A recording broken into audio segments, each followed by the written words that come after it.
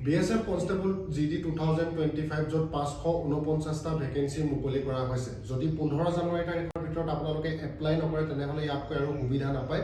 অতি সোনকালে ইয়াক এপ্লাই কৰিব। 27 ডিচেম্বৰৰ পৰা ষ্টাৰ্টিং হ'ব আৰু 15 জানুৱাৰী আছে ইয়াৰ লাষ্ট ডেট।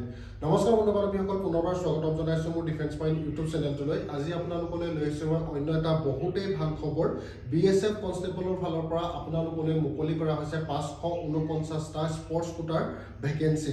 যদি আপোনালোকে এই ভেকেন্সিসমূহ এপ্লাই কৰিব বিচাৰে, এপ্লাই কৰিবলৈ হ'লে বয়সৰ সময়সীমা কিমান, এডুকেশ্যন কোৱালিফিকেশ্যন কিমান, এপ্লাই কৰিবলৈ কিমান ফিজ কাটিব লাগিব, এজ লিমিট কিমান দিছে, সম্পূৰ্ণ ডিটেইলছ আপোনালোকক জনাইছোঁ। ভিডিঅ'টো মাত্ৰ আপোনালোকে স্কিপ নকৰিব, ষ্টাৰ্টিঙৰ পৰা এণ্ডিঙলৈ ভালদৰে চাই যাব।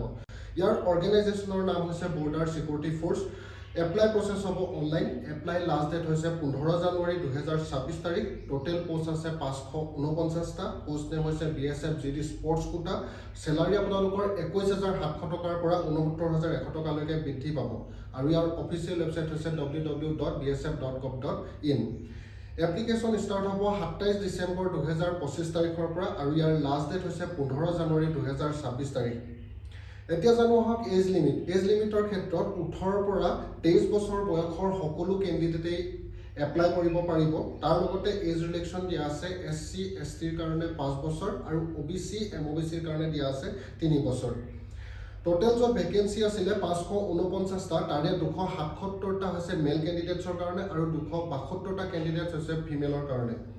কোৱালিফিকেশ্যনৰ ক্ষেত্ৰত মাত্ৰ 10 পাছ কৰিলে এই পদবিলাক আপোনালোকে অতি সহজে এপ্লাই কৰিব পাৰিব। এতিয়া জানো আহক এপ্লিকেশ্যন ফিজ। এপ্লিকেশ্যন ফিজৰ ক্ষেত্ৰত জেনেৰেল OBC EWS 159কে কাটিব লাগিব আৰু SC ST PWD নীল। তাৰপিছত পে'মেণ্ট মোড হ'ব আপোনালোকৰ অনলাইন।